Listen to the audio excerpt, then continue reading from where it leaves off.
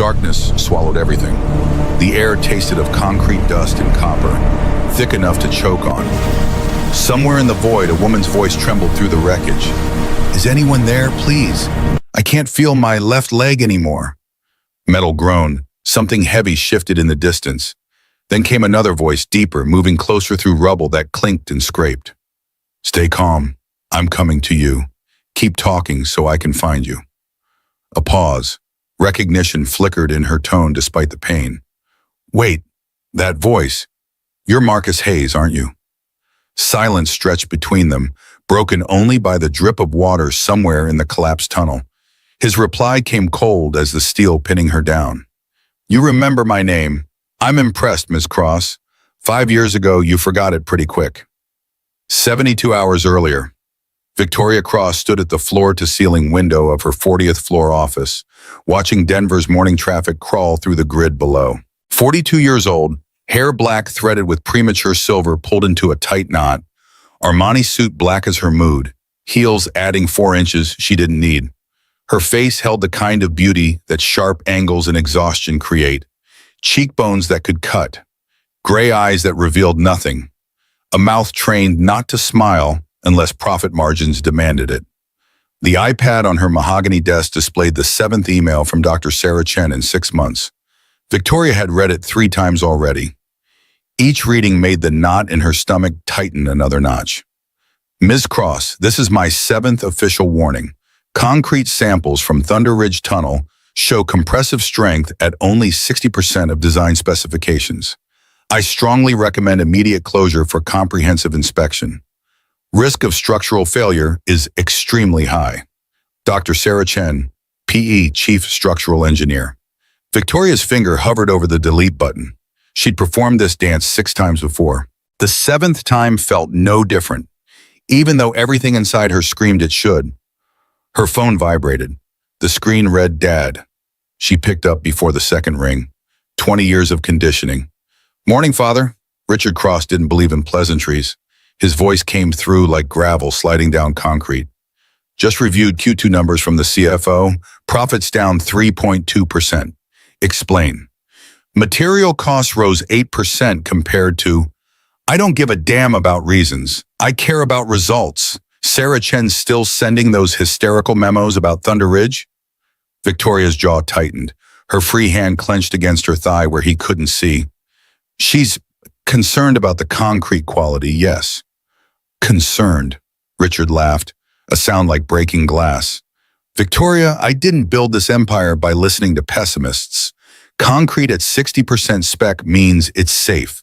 100% is overkill. That's how engineers cover their asses, not how they protect people. But if something were to happen, if something happens, we have insurance.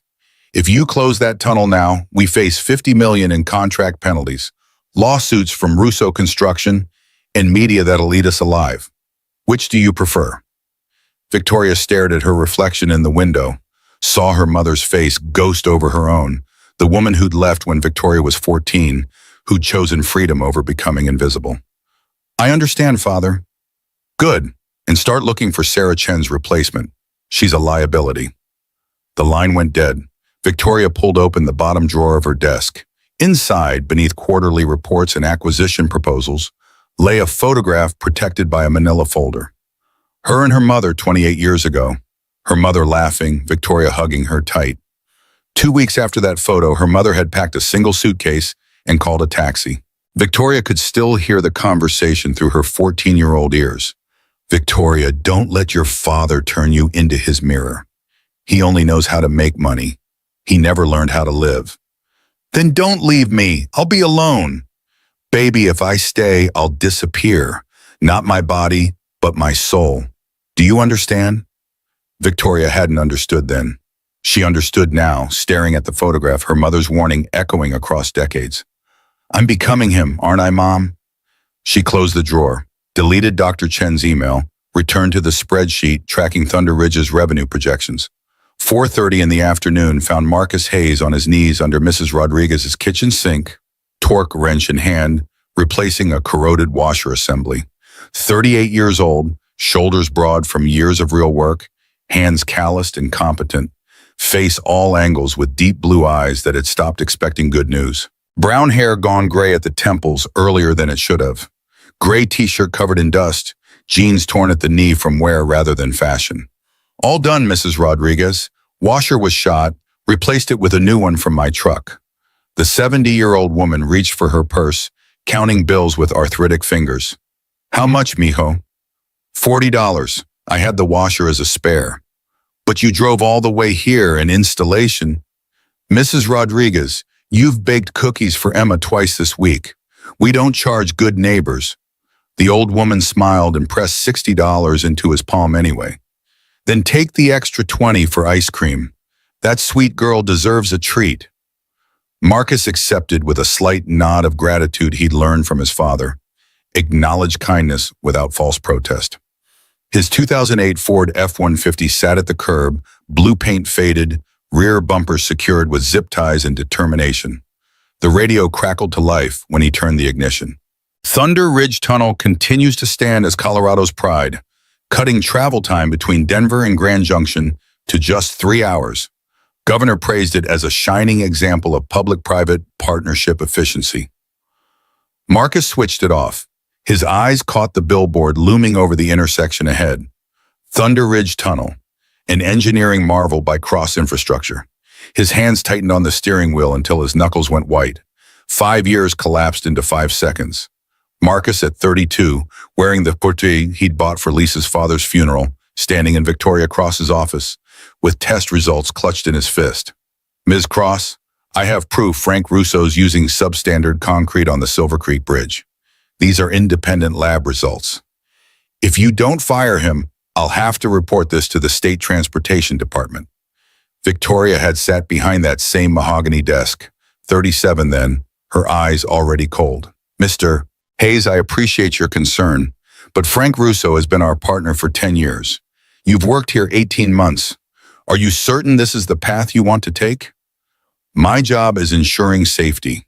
Yes, I'm certain. I'll look into it. 2 weeks later, Marcus received his termination letter. Official reason, restructuring. Real reason, Richard Cross called HR directly, voice like a hammer on glass. Fire that troublemaking engineer. He's damaging our relationship with a crucial contractor. Marcus never worked construction again. Every company in Colorado got the message. Cross Infrastructure had reach. Hiring Marcus Hayes meant trouble with Richard Cross. When Lisa got sick 3 years after his firing, the medical bills stacked higher than Marcus could climb. The good treatments, the experimental trials, the specialists who might have added years, all required insurance he no longer had, money he couldn't earn fast enough, fixing sinks and installing water heaters. Lisa died on a Tuesday morning in March. Emma had been 4 years old. Marcus pulled into the parking lot of his apartment complex, a weathered 2-story building in Aurora, where rent stayed low enough to manage. Emma burst from Mrs. Chen's door the moment his boots hit the stairs. Daddy! 7 years old, brown curls wild, blue eyes bright as his used to be. She crashed into his arms and he lifted her, inhaling the scent of crayons and the strawberry shampoo Mrs. Chen used. How's my girl? What did you learn at school? We learned about President Washington, and I made a picture. She thrust a piece of construction paper at him. A family of 3 figures, a tall man, a small girl, and above them an angel with yellow hair and wings. Block letters spelled out, Mommy in Heaven. Marcus's throat closed. He pulled Emma tighter against his chest. Mrs. Chen appeared in her doorway, 65 and kind, understanding, written across her weathered face. The teacher asked them to draw their families. Emma did beautiful work. Marcus managed a nod. Words wouldn't come. After Emma fell asleep that night, Marcus sat at the kitchen table with his ancient laptop. The Cross Infrastructure website glowed in the dim room. He navigated to their projects page. Thunder Ridge Tunnel smiled back at him in high-resolution glory. General contractor, Russo Construction. His fist slammed the table. The laptop jumped.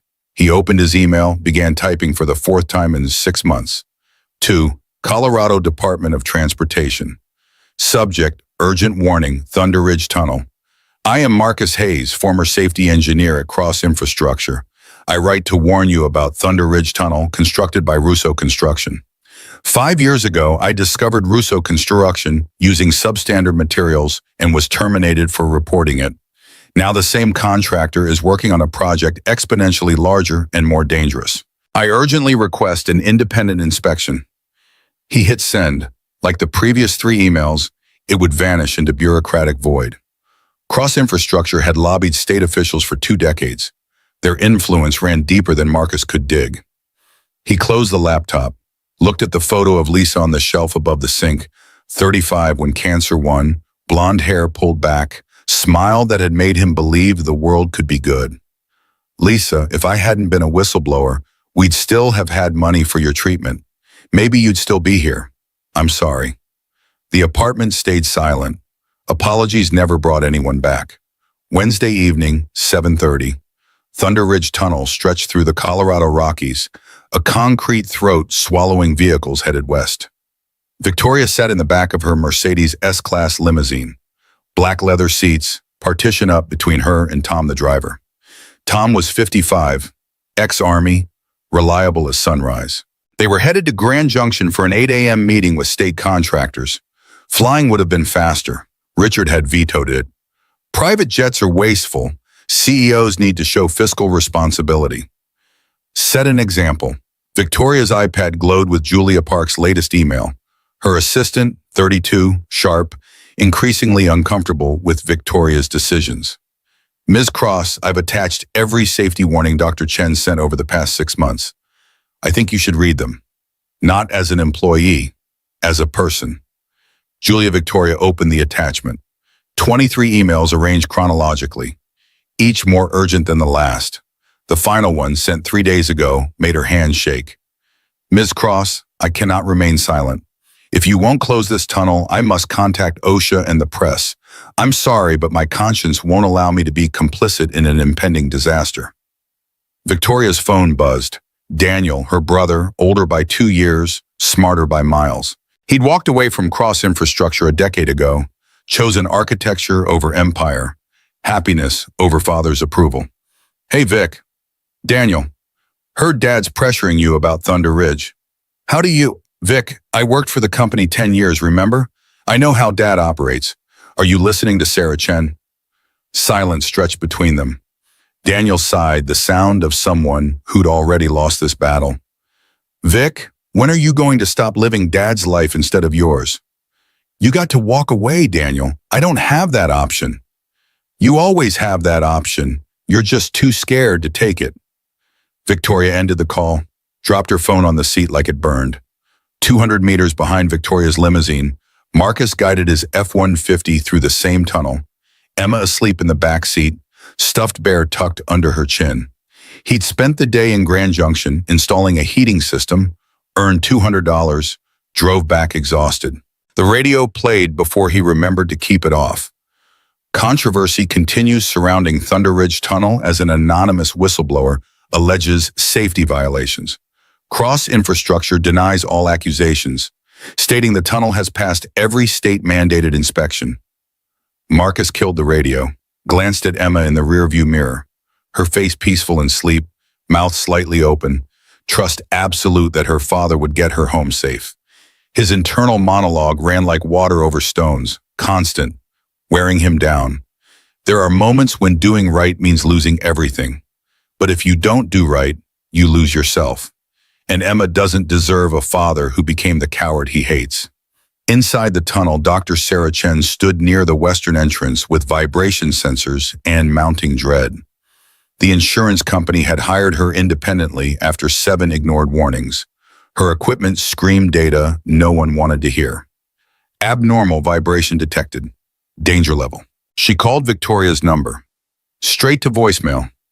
Tried Captain James Morrison at Denver Fire and Rescue. Captain, I need you to evacuate this tunnel immediately. Morrison's voice carried the weight of procedures and liability. Dr. Chen, I need official authorization from Cross Infrastructure to close a state highway. By the time you get authorization, people will be dead. I understand your concern, but my hands are tied. Call someone with actual authority. Sarah tried Victoria again. Still voicemail. She looked at her watch. 8:42 p.m., her sensors spiked. vibrations increasing 15%. She looked up. A crack in the concrete ceiling had widened since her last check 2 hours ago. Dust drifted down like snow. God help us, it's going to collapse. 8:47 p.m. Inside Thunder Ridge Tunnel, Victoria's limousine cruised at 60 miles per hour. The sound came first, deep underground thunders, the mountain itself roaring in pain. Tom, did you hear something? Yes, Ms. Cross, I think... The lights flickered, once, twice. Every vehicle's headlights suddenly seemed inadequate against the gathering darkness. Tom's hands tightened on the wheel. Hold on! 8:48. The ceiling cracked with the sound of 1,000 rifles firing at once. A spider web of destruction spread from a central weak point. Concrete fragmenting under stresses it was never built to handle. A 4-by-4-meter slab separated from the roof and fell like judgment 30 meters ahead of Victoria's limousine. Tom's combat reflexes took over. Foot slammed the brake, wheels screamed, but physics had already won. The limousine spun sideways, metal grinding against concrete as the vehicle smashed into the tunnel's left wall. Marcus saw everything unfold ahead of him through his windshield. The falling concrete, the spinning limousine, the beginning of catastrophe. Jesus Christ. His boot hit the brake. Emma jerked awake. Daddy, what's happening? Emma, get down on the floor, now! He twisted in his seat, right arm reaching back to shield her as she scrambled downward. A second concrete panel dropped from the ceiling 50 meters ahead of his truck, smashing into the roadway with force that cracked the asphalt beneath it. 8:48 and 45 seconds. The collapse spread like disease. Structural failure cascading from the weakest point outward. What engineers called progressive collapse. What survivors called hell. Victoria's limousine took the full weight of a 3-ton concrete beam that punched through the reinforced roof at an angle, shearing through metal like it was foil. The beam crushed Tom instantly. Ribs shattered, skull fractured against the steering wheel. Death so fast he never felt it. Victoria flew sideways, head smashing the window. Glass exploded. Blood sheeted down her face from a gash above her eyebrow. A 2-meter steel I-beam followed the concrete through the destroyed roof, driving downward, pinning her left leg from knee to ankle against the crumpled dashboard. Her scream was lost in the thunder of the mountain eating itself. She tried to move her leg. Nothing. Looked down through blood and tears. The steel beam sat across her like a sleeping giant, impossibly heavy, already soaked with her blood. Tom? Tom! She reached forward with shaking fingers, found his wrist. No pulse. Skin already cooling. Victoria began to cry, for Tom, for herself, for every warning she'd ignored, every choice that had led to this moment of perfect consequence. Marcus's truck stood frozen between falling sections. Concrete rained behind them, blocking retreat. Debris crashed ahead, eliminating forward escape. A secondary shockwave rumbled through the mountain. More ceiling collapsed, burying the rear half of Marcus's truck under rubble. Emma sobbed in the back. I'm scared, Daddy. I'm scared. Marcus unbuckled, climbed into the back seat, wrapped his daughter in his arms as the world ended around them. We're okay, sweetheart. Daddy's here. We're going to be okay. His voice stayed steady through sheer force of will, the way fathers lie to their children when truth would shatter them. 8:50 p.m. The mountain stopped screaming. Dust hung in the air, thick as fog, turning headlights into useless diffusion. Car alarms wailed. People shouted. Metal settled with groans that sounded almost alive. Marcus tested his door, jammed. He put his shoulder into it, grunted, pushed until something gave. The door opened halfway. Enough. He lifted Emma, carried her into the choking darkness. Cover your nose with your shirt, baby. The dust is bad. Emma buried her face against his chest, small body trembling. They picked their way through the nightmare landscape. Marcus's eyes adjusted slowly. Shapes emerged. Crushed vehicles, scattered debris, a man lying motionless beside a destroyed Toyota. Marcus found a man in his 40s, conscious, leg bent at a wrong angle. You okay? Broken leg, but alive. Christ, what happened? Tunnel collapsed. I'm getting people out. Can you walk? Maybe, with help. Marcus supported the man with one arm, carried Emma with the other, moving toward where exit should be. Then his flashlight, always kept in the truck's glove box, Lisa's insistence before she died, caught chrome and black paint. A limousine, expensive, custom. The license plate carried a logo that turned Marcus's blood to ice. Cross one, he stopped walking. His heart hammered against his ribs. 5 years collapsed again.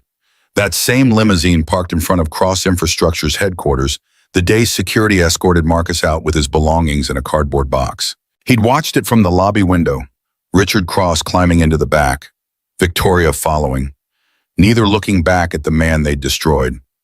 Marcus approached slowly, shined his light through the shattered window. A woman, black hair matted with blood and dust, black suit torn, steel beam across her leg, blood pooling beneath. Even through the damage, even through the years, he knew that face. Victoria Cross, the man with the broken leg, called from behind. "Hey man, we need to keep moving."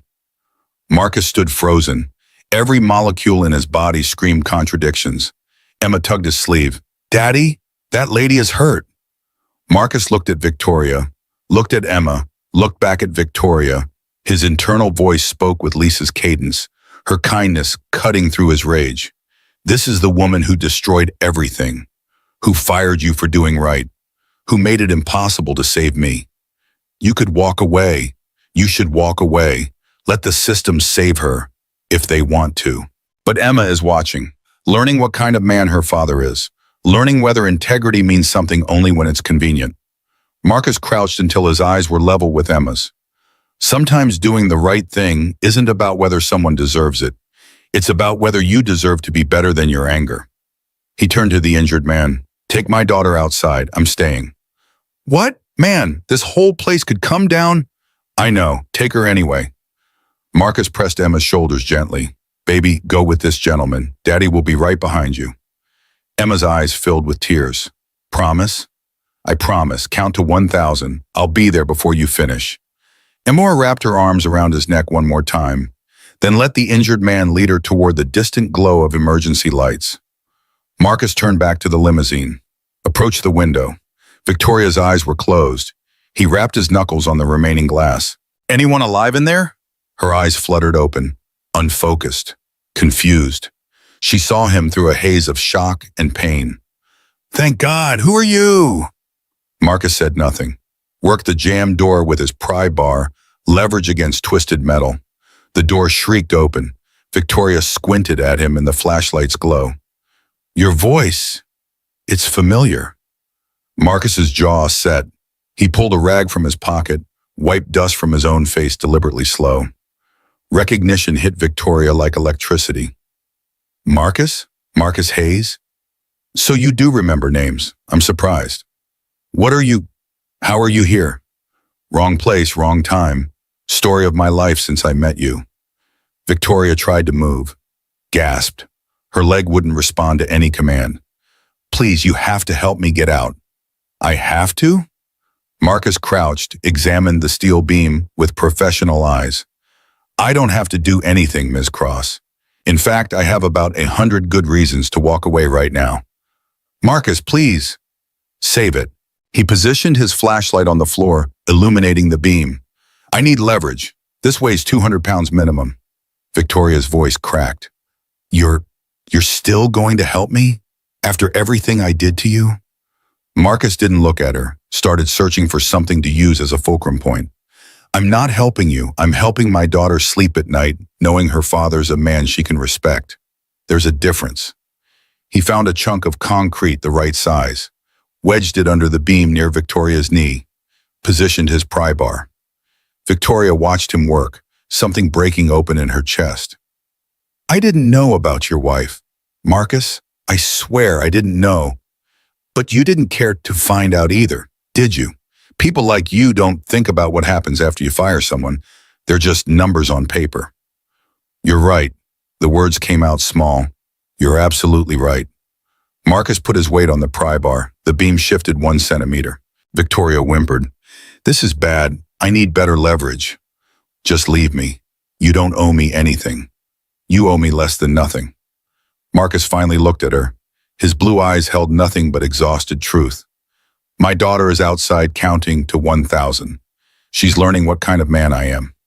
I won't teach her that leaving people to do is acceptable, no matter how much they deserve it. Victoria's tears mixed with blood and dust, running dark tracks down her face. I'm sorry. About your wife, about your career, about you. I'm so sorry. Keep your apologies. We'll talk after, if we both survive. Marcus searched the wreckage, found a longer piece of rebar, created a secondary leverage point. Physics and desperation combined. He positioned himself, muscles tensing. When I lift, you pull your leg out. One chance, understand? Yes, Marcus braced, drew breath, pushed down on the rebar with everything 38 years of hard living had built. The beam lifted 3 inches. Now, Victoria pulled. Her leg came free to the knee. The rebar snapped. The beam crashed down, missing her by millimeters, grazing Marcus's shoulder hard enough to tear his shirt and skin beneath. Marcus grunted, stumbled back, clutching his shoulder. Victoria dragged herself forward, out from under the dashboard, leg trailing useless and bleeding. Marcus, you're hurt. It's nothing. He pressed his palm against the wound. Blood seeped between his fingers. Old injury. Shoulder's been bad since he'd taken a construction job right after being fired, desperate for money, worked longer than he should have, gotten hurt because exhaustion and grief made people careless. Since you fired me, and I had to take whatever work I could find. Victoria went silent. Marcus forced himself upright, moved to Victoria, checked her leg. Tibia fractured, obvious even through the blood. Not compound, no bone-breaking skin, but bad enough to kill her through blood loss if they didn't move. He tore strips from Victoria's ruined blazer, wrapped her leg tight. Field medicine learned from YouTube videos and necessity. Can you walk? No. Then I'm carrying you. Marcus, you're injured. I'm injured because I saved you. Don't waste it by arguing. He pulled her up. She screamed. He shifted her weight, got her across his shoulders in a fireman's carry he'd learned from the same YouTube videos. Started moving toward the exit, each step agony in his shoulder, but momentum more important than pain. Victoria's voice drifted down, weak from shock. Why didn't you just leave me? Marcus's answer came after long silence. Because hate is easy. Hate costs nothing. Hate just eats you from the inside until there's nothing left worth saving. Doing the right thing when every part of you wants to do wrong, that's where strength lives. Real strength. Yet Victoria pressed her forehead against his back, felt his shoulders working beneath her weight. This man she'd destroyed, carrying her through hell because his daughter was watching, and integrity mattered more than revenge. I don't deserve this. Nobody gets what they deserve. That's why we have to choose what we give. 10 p.m. outside Thunder Ridge Tunnel. Emergency lights painted the night red and blue. Fire trucks, ambulances, police cars created a maze of authority and chaos. Captain James Morrison, 50 years old and 20 years of rescues behind him, orchestrated the organized panic. Team 1, establish the safety perimeter. Team 2, prep the rescue equipment. Dr. Sarah Chen ran to him, tablet clutched in white-knuckled hands. Captain, I warned them. I told them this tunnel wasn't safe. Doctor, now isn't the time. There are at least 15 people still trapped inside. We have to act now.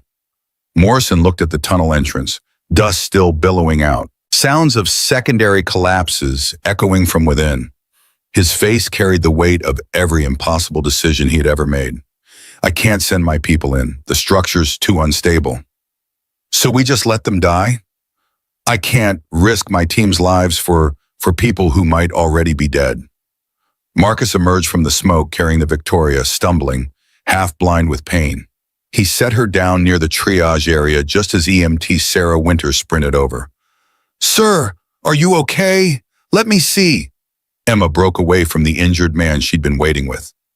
Ran to Marcus, crashed into his legs sobbing. Daddy, Daddy, you came back. Marcus dropped to his knees, wrapped his good arm around her, buried his face in her hair. I promised, didn't I? How high did you count? 982. You made it. Told you I would. Captain Morrison appeared beside them. You were inside? Yeah, got my daughter out. Then went back for... Marcus gestured to Victoria being loaded onto a stretcher. Morrison's eyes widened. That's Victoria Cross, the CEO. I know who she is. You went back for her? Somebody had to. Morrison studied Marcus with new intensity, saw the blood soaking through his shoulder, the way he favored his right side, the exhaustion carved into every line of his face. You're a civilian. You had no obligation. Obligations got nothing to do with it, Dimpton. I did what needed doing, that's all. Emma tugged Marcus's sleeve. Daddy, I was so scared. I know, baby, but you were brave. You counted just like I asked. That takes courage. Victoria, being examined by paramedics 20 feet away, heard Emma's voice, turned her head, saw Marcus kneeling with his daughter, the two of them holding each other like survivors of separate wars finally reunited. Something in Victoria's face shifted, softened, broke open. She reached out one hand toward them, though they couldn't possibly reach back. Whispered words only the paramedics could hear. That man saved my life. His name is Marcus Hayes. 5 years ago, I destroyed his. Please write that down. Someone needs to know. The paramedic wrote it down, not understanding, not needing to. Daniel Cross arrived 30 minutes later, driving from Aspen at speeds that would have earned tickets in different circumstances. 44 years old, architect, estranged from his father for a decade but never from his sister. He found Captain Morrison coordinating rescue teams. My sister, Victoria Cross, she's alive, injured but stable, over there. Daniel ran to the ambulance where Victoria lay on a gurney, legs splinted, IV in her arm, eyes closed. Vic, Jesus, Vic. Her eyes opened. Focused slowly. Daniel? I came as soon as I heard. What the hell happened? The tunnel collapsed, just like Sarah Chen said it would, just like I knew it would. Daniel's jaw tightened. Dad pushed you to keep it open. Dad didn't push me. I chose. I'm the CEO. I signed the documents. I ignored the warnings. This is on me. Don't say that to anyone else. The lawyers, I don't care about the lawyers. I care about the people who died because I was too scared to stand up to a man who hasn't loved me since I was 14 years old.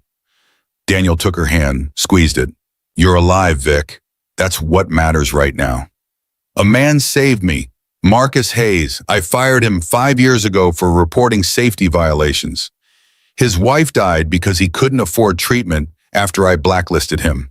And tonight he came back into a collapsing tunnel to save me. Daniel said nothing.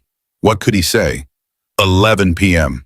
Richard Cross arrived in his black limousine, bodyguards flanking, lawyers trailing. 68 years old, silver hair perfect, suit custom, expression carved from granite. He found Daniel standing guard outside Victoria's ambulance. Where is she? Resting. I need to speak with her about the statement we're releasing. No. Richard's eyes went cold. Excuse me? She just nearly died in a tunnel that collapsed because you pressured her to ignore safety warnings. You don't get to pressure her about anything else. Not tonight. Maybe not ever again. Daniel, you walked away from this family once. Don't make me cut you out entirely. You can't cut out someone who already left, Dad. I'm here for Victoria. Not for you, not for the company. Just her. Richard stared at his son, saw nothing he could leverage, nothing he could use, turned on his heel, walked to where Captain Morrison stood coordinating teams. Captain, I'm Richard Cross. Cross Infrastructure owns this tunnel. I need updates immediately. Morrison barely glanced at him. Sir, I'm managing an active rescue situation. You'll get updates when appropriate. Do you understand who I am? Yes, and I don't care. People are still trapped in there. That takes priority over your PR concerns. Richard's face flushed. He opened his mouth to respond. A young firefighter interrupted. Captain, we've got new readings. Structures stabilizing in sectors A and B. We might be able to send a team in at first light. Morrison nodded. Prep Team 3. We go in as soon as civil engineers clear it. Sarah Chen approached Morrison, face tight with barely controlled fury. Captain, I need you to know I warned Cross Infrastructure 7 times about this tunnel. 7 official warnings. They ignored every single one. Morrison looked at her, at Richard Cross standing 10 feet away, at the tunnel entrance still smoking with destruction. Doctor, save that for the investigation. Right now, let's focus on getting people out. Sarah nodded, walked away, past Richard without looking at him. Richard moved to his limousine, pulled out his phone, called his head attorney. Martin, we have a situation. I need you to prepare a statement. Act of God, unforeseeable geological instability. Nothing about concrete quality. Nothing about timelines. Are we clear? He listened. His expression never changed. Good. And Martin, find out who this Marcus Hayes is, the man who pulled Victoria out. I want to know everything about him by morning. Midnight. Marcus sat on the bumper of an ambulance. EMT Sarah Winters finishing bandaging his shoulder. Emma slept against his chest, finally unconscious from exhaustion and shock. Sarah worked carefully, voice gentle. This is a significant laceration. You should get x-rays to rule out rotator cuff damage. Can't afford x-rays, just wrap it tight. Sir. Marcus, my name's Marcus. Marcus, you saved someone's life tonight, at considerable cost to yourself. That's worth something. It's worth my daughter being able to look at me and see someone worth respecting. That's all the payment I need. Sarah finished the bandage, taped it secure. There, try not to use that arm for a week. I'm a handyman, that's my working arm. Then be a one-armed handyman for a week, or be an unemployed handyman permanently. Your choice. Marcus smiled despite everything, first smile in hours. You're good at this. 8 years on the jaw, you learn to tell patients hard truths gently. She handed him a business card. That's the name of a clinic that does sliding scale payments. Get your shoulder x-rayed, for Emma's sake, if not yours. Marcus took the card, nodded thanks. Captain Morrison appeared beside them. Mr. Hayes, I need a statement. You were inside when it collapsed? Yeah. Can you describe what you saw, for the record? Marcus described it. The falling concrete, Victoria's limousine, the steel beam, the rescue. He kept it factual, no emotion, just events in sequence. Morrison wrote it all down. You said you knew Ms. Cross before tonight? She fired me 5 years ago, from Cross Infrastructure. I was their safety engineer. Morrison's pen stopped moving. He looked up. You were a safety engineer for the company that built this tunnel, and they fired you? I reported their contractor for for using substandard materials. They chose the contractor over me. Morrison's expression hardened. Mr. Hayes, I'm going to need you to speak with investigators, federal ones. This just became more than a rescue operation. I figured. Morrison nodded, walked away. Marcus watched him go, felt the weight of what came next settling on his shoulders heavier than Victoria had been. Emma stirred against his chest. Daddy? Yeah, baby. Are we going home now? Soon, just a little longer. Will that lady be okay? The one you saved? Marcus looked across the parking area. Victoria's ambulance was pulling away, lights flashing, heading to Denver General. I think so. Good. Mommy would be proud of you. Marcus's throat tightened. He kissed the top of Emma's head. I hope so, sweetheart. I really hope so. 1 a.m. The mountain loomed above the chaos, indifferent and eternal. Emergency lights continued their rotations. Rescue teams mobilized for dawn operations. Families gathered at police barriers, holding photographs of loved ones, waiting for news that might never come good. And somewhere in the wreckage, still entombed in concrete and darkness, 5 people waited for rescue that morning would bring or wouldn't, trapped in the consequences of shortcuts taken and warnings ignored, of profit chosen over safety, of corporate calculation that never factored in the cost of human lives crushed beneath quarterly earnings reports. Marcus stood, Emma in his arms, and walked toward his damaged truck. Mrs. Chen had driven from Aurora to collect them, her old sedan idling at the edge of the emergency perimeter.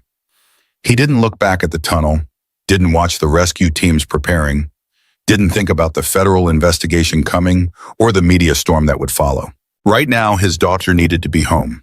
The rest could wait for daylight. But as he reached Mrs. Chen's car, Emma lifted her head from his shoulder and looked back at the smoking tunnel entrance. Daddy, are you going to help them find the other people?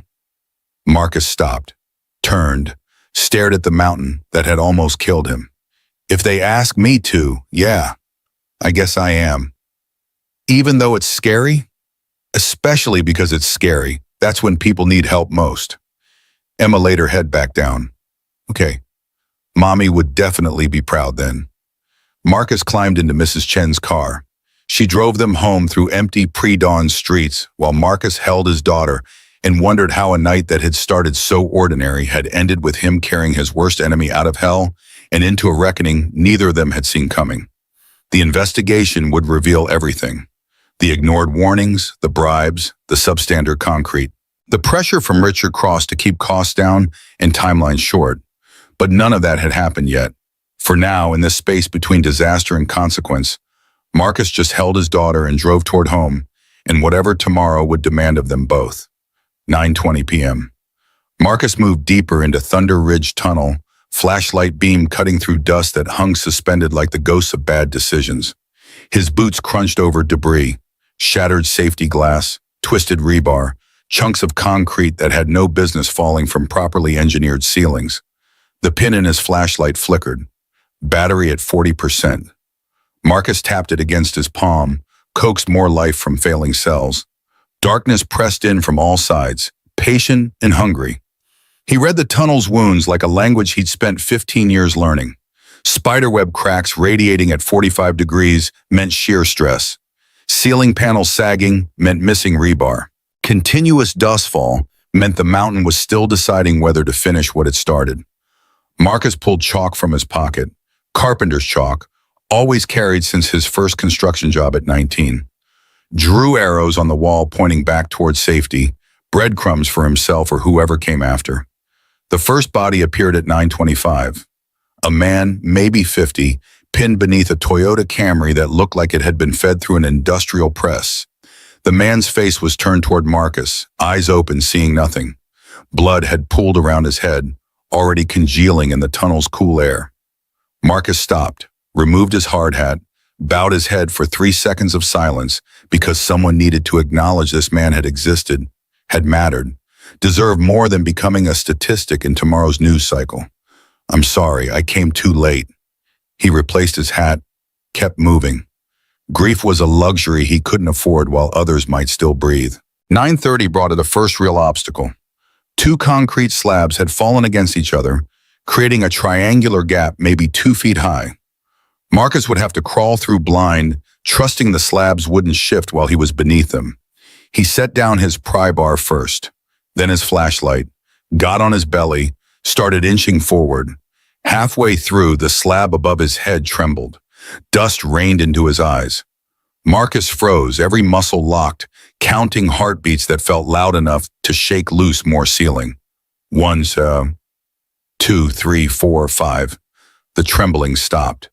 Marcus exhaled slowly, continued crawling, emerged on the other side with his shirt torn at the shoulder, skin scraped raw, fresh blood mixing with old on fabric that had seen better days 5 years ago. He stood, wiped sweat, kept going. 9:40. The sound reached him, metal on metal, rhythmic and deliberate. 3 short taps, 3 long, 3 short. SOS in Morse code.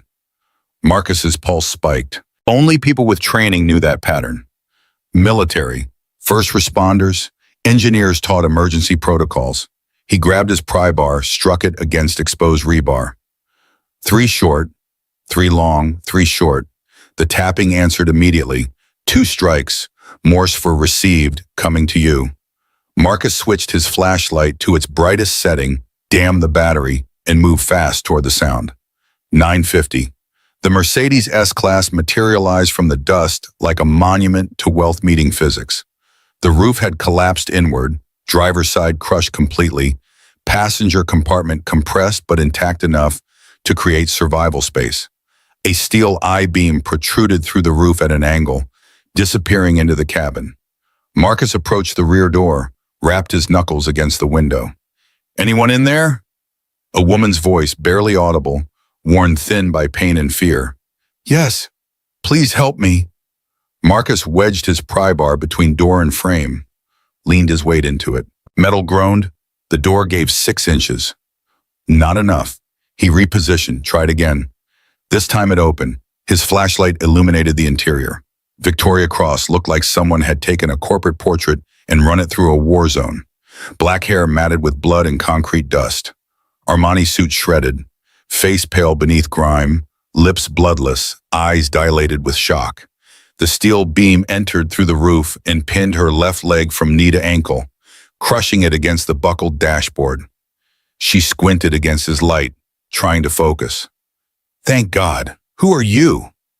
Marcus didn't answer, studied the beam, calculating angles and weight distribution and how much leverage he'd need to move mass that had no interest in being moved. Victoria's eyes adjusted enough to see his face through the dust. "Wait, your voice, it's familiar." Marcus turned away, wiped dirt from his own face with deliberate slowness, let her see him clearly. Recognition hit her like voltage. "Marcus? Marcus Hayes?" His tone could have frozen water. "Funny, 5 years ago you couldn't remember my name when you signed my termination papers." Victoria's breath caught. "What are you doing here? How?" "Wrong place, wrong time. Story of my life since our paths crossed." She tried moving her leg, gasped. Her face went even whiter, if that was possible. "Please, you have to get me out. I can't feel anything below my knee." "Have to?" Marcus knelt, examining the beam without touching it. "That's interesting word choice. I don't have to do anything, Ms. Cross. Actually, I have about 100 solid reasons to walk away right now and let the professionals handle this, if they decide you're worth the risk." Victoria stared at him, something between hope and horror playing across her features. "You came back anyway. After everything, don't read into it.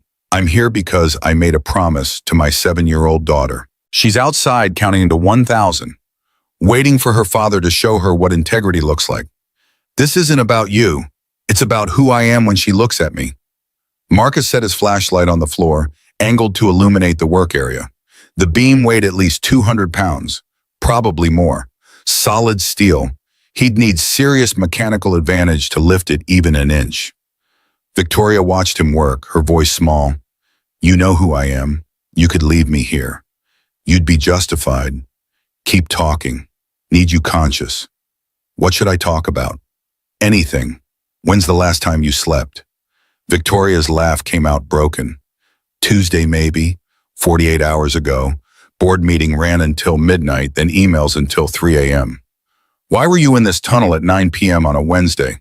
"Driving to Grand Junction, meeting with state contractors tomorrow morning. Father said flying was wasteful." Marcus found a chunk of concrete the right size, positioned it as a fulcrum point beneath the beam. "Richard Cross lectures about waste. That's rich." Victoria flinched at the contempt in his voice. "Marcus, I know you hate me. You have every right, but I need you to know, firing you wasn't my decision. My father called HR directly." Marcus stopped working, turned to face her. "You signed the papers. I have copies. Your signature, Victoria J. Cross." "I signed what my father told me to sign." "And that makes it better? You were 37 years old, CEO. You had power. You chose not to use it." Silence filled the space between them, heavier than the steel beam. Victoria's voice emerged barely above a whisper. "You're right, I chose wrong. I was terrified of my father, terrified of being seen as weak, terrified of becoming my mother, walking away and being labeled a quitter. So I stayed, and I signed. And I destroyed people like you because I was too cowardly to stand up to a man who stopped loving me when I turned 14. Marcus went back to positioning his pry bar. "At least you're honest now. Little late, but honest." 10 p.m. Marcus worked in silence, trying different leverage angles. The beam shifted 1 centimeter. Victoria bit back a scream. "This is bad. Really bad. I need better mechanical advantage, or we're both dying here." Victoria's breathing had gone shallow, rapid, shock setting in deeper. "Then go. Save yourself. Your daughter needs you." "My daughter needs me to be someone she can respect. That means I don't abandon people, even people who abandoned me first." He searched the wreckage with his flashlight, found a longer section of rebar, dragged it over, created a secondary lever system using the first lever as a fulcrum for the second. Basic physics applied to desperate circumstances. Victoria watched him work with something like awe cutting through her pain. Where did you learn this? YouTube, mostly. Library books. 15 years of doing work you can't afford to screw up because nobody's giving you a second chance. I thought you were a safety engineer, MIT graduate. I was, for 18 months, until you blacklisted me. After that, I was whatever paid the bills. Plumber, electrician, handyman, guy who fixes what rich people break. The words landed like hammers. Victoria closed her eyes. Your wife. Marcus, I swear I didn't know about your wife. But you didn't ask. You never asked what happened to the people you fired. They were just entries on a spreadsheet. Problem solved. Move forward. Maximize shareholder value. Marcus positioned himself at the lever, muscles bunched under his torn shirt. When I lift, you pull your leg out. One chance. If this rebar snaps, that beam comes down and we're done. Understand? Yes, he drew breath. Gathered everything 38 years of hard living had built into his frame. Pushed down on the makeshift lever system with force that made his shoulder scream and his vision blur. The beam lifted. 3 inches. 4. Now! Victoria hauled her leg toward her body. It came free to the knee. The rebar snapped with a crack like a rifle shot. The beam crashed down, missing her by millimeters, grazing Marcus's injured shoulder hard enough to tear skin that was already damaged. Marcus staggered backward, hand clamped over his shoulder.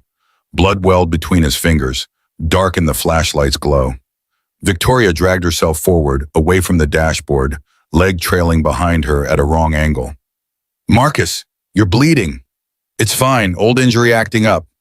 That's not fine, it happened 5 years ago. Construction accident. I was working double shifts trying to save money for Lisa's treatments. Exhaustion makes you careless. Rotator cuff tear. Never got it properly repaired because that requires insurance I lost when you fired me. The statement hung in the air like an accusation that needed no embellishment. Victoria started crying. Not delicate tears, but ugly, broken sobs that shook her whole body. I'm sorry, God, Marcus, I'm so sorry. About your wife, about your shoulder, about everything. Save the apologies, we're not out yet. Marcus forced himself upright, despite the pain radiating down his arm. Moved to Victoria, knelt, examined her leg. Tibia fractured, clean break but displaced. Massive swelling. Blood flow compromised but not severed. She'd lose the leg if they didn't move fast, but she'd live. He tore strips from her ruined Armani blazer. $5,000 fabric reduced to field dressing. Wrapped her leg tight enough to immobilize it, reduce blood loss, give them a fighting chance. Can you walk? No. Then I'm carrying you. Marcus, you're injured. I'm injured because I saved you. Don't insult both of us by arguing about it now. He pulled her up. She screamed. He got her positioned across his shoulders in a fireman's carry that sent fresh agony through his damaged rotator cuff. But physics didn't care about his comfort. Started walking back the way he'd come, following his chalk arrows, each step measured against the structural integrity of a tunnel that could decide to finish them at any moment. Victoria's weight pressed down on his shoulders. Her voice drifted from somewhere above his head, weak and distant. Why didn't you leave me? Marcus didn't answer immediately. Focused on breathing, on placing one foot in front of the other, on not thinking about his shoulder or his failure or his dead wife or the 7-year-old girl counting to 1,000 outside. Finally, after they'd covered 50 meters. Because hate is the easiest thing in the world. Costs nothing, requires no strength. It just sits inside you and rots everything from the inside out until there's nothing left worth being. But choosing to do right when every part of you wants to do wrong, when you'd be justified in walking away, that's where real strength lives. That's the only strength that matters. Victoria pressed her forehead against his back, felt his muscles working beneath her weight. This man she'd crushed, carrying her through hell because his daughter was watching, and integrity couldn't be compromised even when compromise was easier. I don't deserve this. Nobody gets what they deserve. Not really.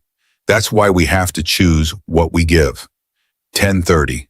They reached the section where water pipes had burst, flooding the tunnel to waist depth. Marcus waded in without hesitation. The water was mountain cold, fed by underground springs that had never seen sunlight. Victoria gasped, body going rigid. So cold. Talk to me. Stay conscious. About what? Tell me about your mother. Victoria's teeth chattered as Marcus pushed through water that soaked them both. She left when I was 14. Couldn't handle my father anymore. He made her feel worthless, invisible, like she was just another asset he owned. One day she packed a bag and called a taxi while he was at work. What did she say? She said, Victoria's voice caught. She said, don't let your father turn you into his mirror. He only knows how to make money. He never learned how to live. Then she drove away and I never saw her again. Marcus navigated around a fallen panel. Did you try to find her? No, I was too angry, felt abandoned, betrayed. So I stayed with father and proved I wasn't weak like her. Proved I could be exactly what he wanted, and now look at me. You're still breathing, that's something. Am I, or am I just another asset he owns, programmed to maximize returns? Marcus reached the far side of the flooded section, climbed out dripping, muscles trembling from cold and exertion, and blood loss that was becoming harder to ignore. 10:45. He set Victoria down to rest against a relatively intact wall section. His shoulder had gone from screaming to numbness, which probably meant bad things, but he couldn't spare the mental energy to care. Victoria looked at him through the flashlight's dimming glow. Your shoulder is dislocated. I know. You can't carry me anymore. You're going into shock. Watch me. Marcus, I made a promise to Emma. I keep my promises. Victoria studied him, saw the blood soaking through his shirt, the way he couldn't lift his left arm, the pallor beneath the dirt. Then teach me. What? Teach me how to reset your shoulder. I took basic first aid at MIT. It was 20 years ago, but I remember some of it. Marcus laughed, a sound like gravel sliding. You want to play field medic? You saved my life. Now let me do something useful instead of being dead weight. He looked at her. Really looked. Saw something in her eyes that hadn't been there an hour ago. Determination, maybe. Or desperation to prove she wasn't the person she'd spent 20 years becoming. Fine, my arm needs to be pulled outward, then rotated up and in. It's going to hurt like hell. I'll be as fast as I can. Marcus braced himself.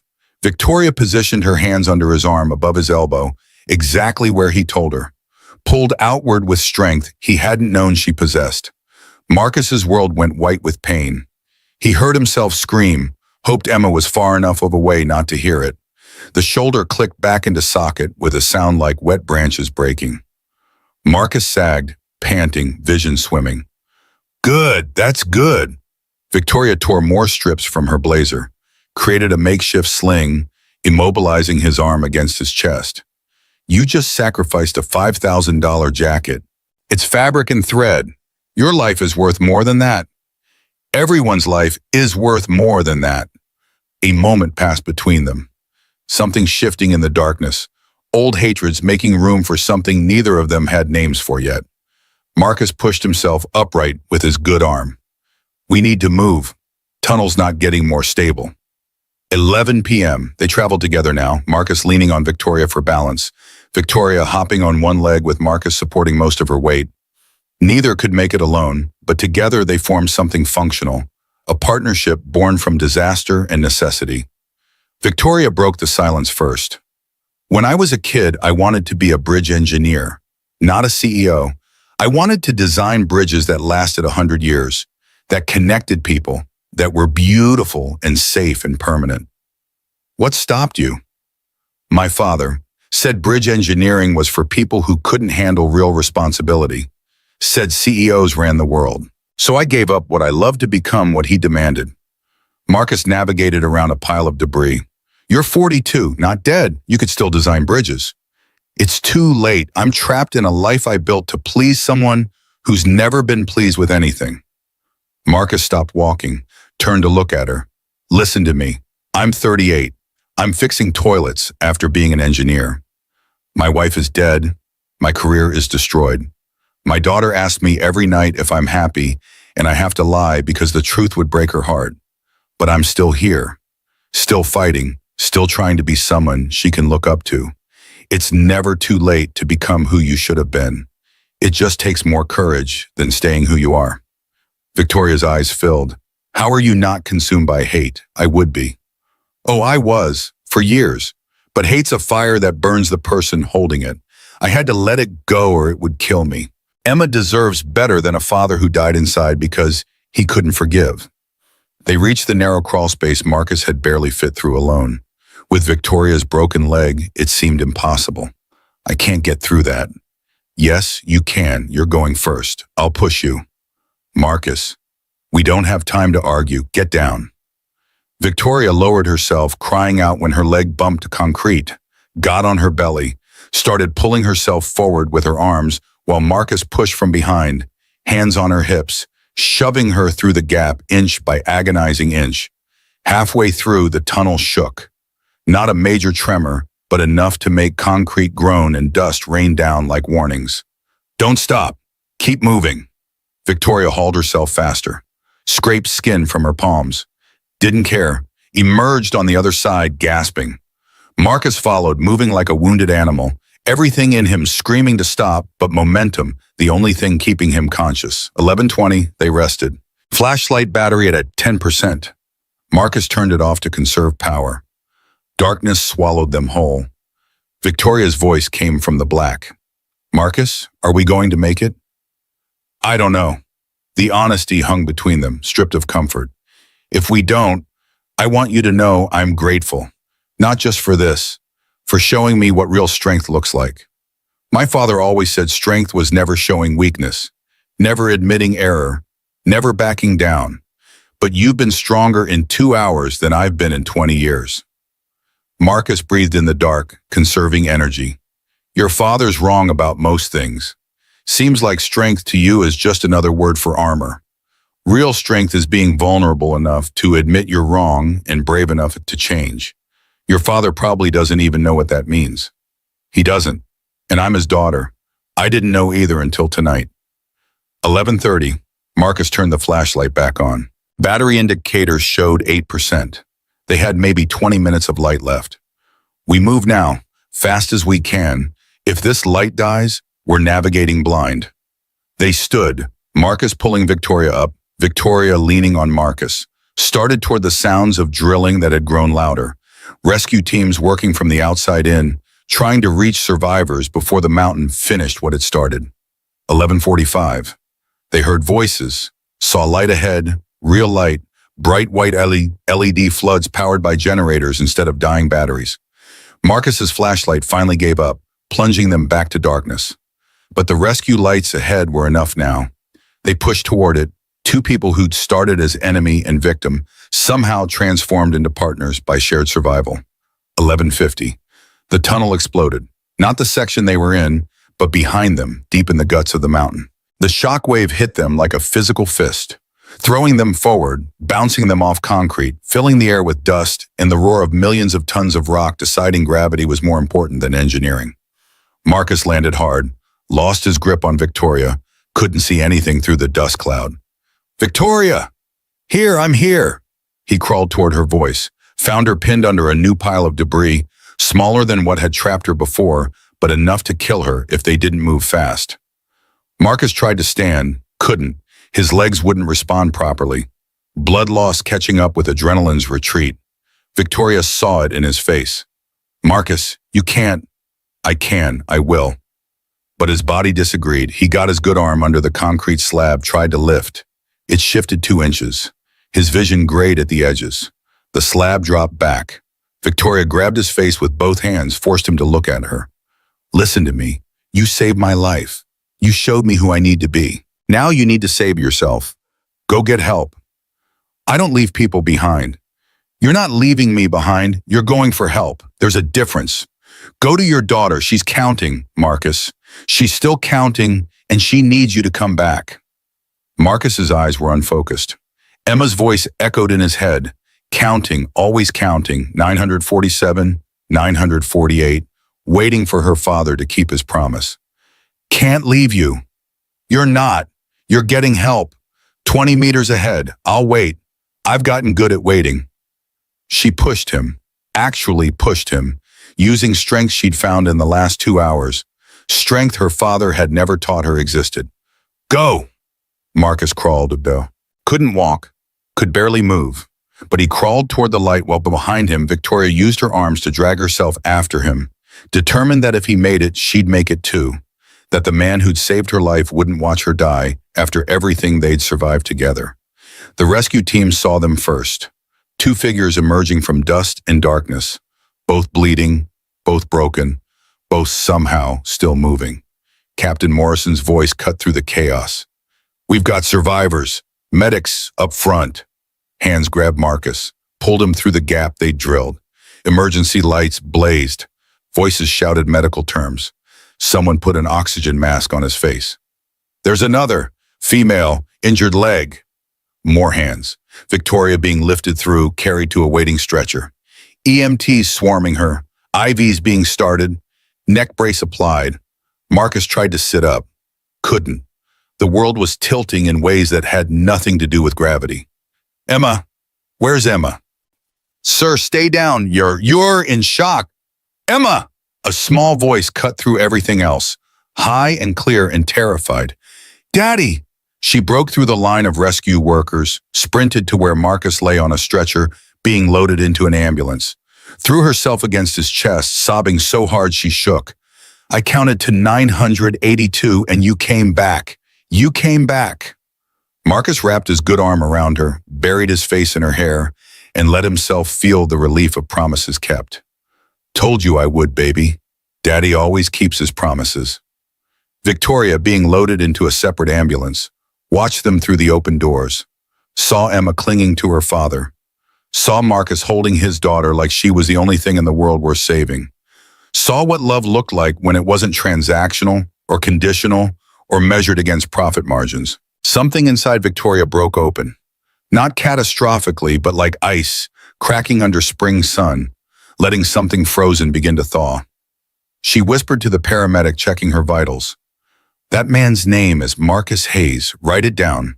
Someone needs to remember what he did tonight. The paramedic wrote it down, not understanding why it mattered, not needing to. Emma pulled back enough to look at her father's face. You're hurt really bad, Daddy. I'm okay now, sweetheart. I'm with you. That makes everything okay. The lady you saved, is she going to be okay too? Marcus looked across the parking area, met Victoria's eyes through the gap between ambulances. Something passed between them. Acknowledgement maybe, or the beginning of understanding that survival changes people in ways catastrophe only starts. Yeah, I think she's going to be okay. Emma nodded, satisfied, laid her head back down on his chest, small hand gripping his shirt like she'd never let go. The ambulances pulled away in opposite directions, Marcus toward Denver General's Trauma Center, Victoria toward the same building by a different route. Behind them, the tunnel smoked and settled, a wound in the mountain that would take years to heal if it ever did. But in this moment, both of them were alive, both changed, both facing consequences that morning would bring in forms they couldn't predict. Investigations, media storms, legal reckoning, and the hard work of becoming people they could respect in mirrors. The mountain loomed above it all, patient and indifferent, older than human mistakes, unmoved by human redemption. It had killed tonight. It had also failed to kill. That was the closest thing to mercy geology offered. Marcus held Emma as the ambulance raced through night toward whatever came next. Victoria rode alone, surrounded by paramedics and equipment, but more isolated than she'd been in the tunnel, because now she had to face what she'd become and decide whether she had the courage to become something else. Dawn was still hours away, but it was coming, inevitable as consequences, bringing light to everything darkness had hidden. And somewhere in that approaching dawn, both of them would have to choose who they'd be when the world was watching, and the cost of truth was everything they'd built their identities around. 3 a.m. Denver General Hospital hummed with fluorescent urgency. Marcus woke to white ceiling tiles and the steady beep of machines monitoring things he'd stopped tracking: heart rate, blood oxygen, whether living was worth the pain it cost. His shoulder had been surgically repaired. 12 screws, a titanium plate. 4 hours under anesthesia while surgeons rebuilt what concrete and desperation had torn apart. The surgeon had stopped by recovery, face grave, words careful. Mr. Hayes, the damage was extensive. You retore a rotator cuff that never healed properly from a previous injury, added significant trauma. You'll regain maybe 70% function with aggressive physical therapy. The other 30% is just gone. Marcus had nodded. 30% seemed like a fair trade for a life, even a life that had destroyed his. Emma slept in the chair beside his bed, curled under a hospital blanket Mrs. Chen had brought. The old woman sat vigil in the corner, knitting something blue, her presence a quiet anchor against the chaos pressing in from all sides.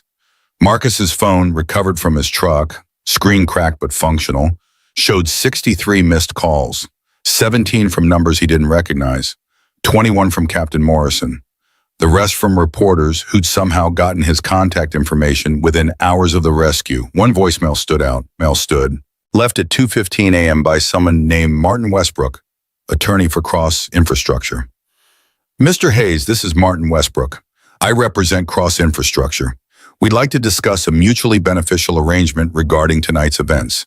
Compensation for your heroic actions. Please call me at your earliest convenience. This is time sensitive.